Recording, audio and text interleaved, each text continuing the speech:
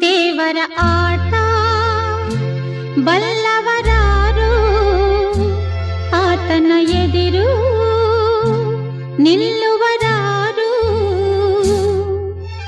ಕೇಳದೆ ಸುಖವ ತರುವ, ಹೇಳದೆ ದುಃಖವ ಕೊಡುವ, ತನ್ನ ಮನದಂತೆ ಕುಣಿಸಿ